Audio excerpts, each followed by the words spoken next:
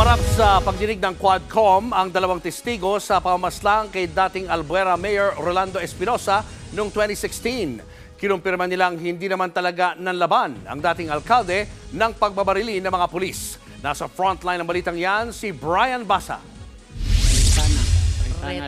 Dalawang testigo sa pagpatay kay dating Albuera Leyte Mayor Rolando Espinosa ang humarap sa House Quad Committee. Una, ang jail guard ng Baybay City Provincial Jail na si Julito Retana. Sabi niya, hindi sila nakaporma nang biglang maghain ng search warrant ang mga taga-PNP CIDG noong November 5, 2016.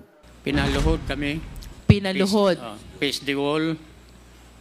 At pinataas ang aming mga kamay.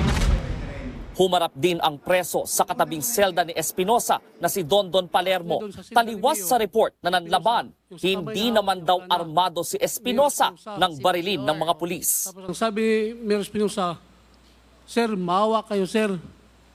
Huwag niyo akong plantiran. Kahit patalim, wala ako yan dito." Ganun yung nabaril. "Oh, lumaban." Tapos sabay naman yung 3 putok. Itong baril na Matapos itumba, tinamnan pa raw ng baril si Espinosa kahit patay na. Dahil nakita ko siya pumasok siya doon sa silda ni Mayor na may hawak pa na baril. Tapos paglabas niya sa silda ni Mayor, wala na yung baril na hawak niya.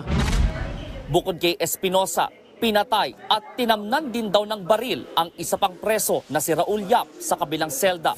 Wala raw magawa noon ang mga jail guard. Marami raw kasi ang mga sumugod na pulis at kinuha rin ang armas nila.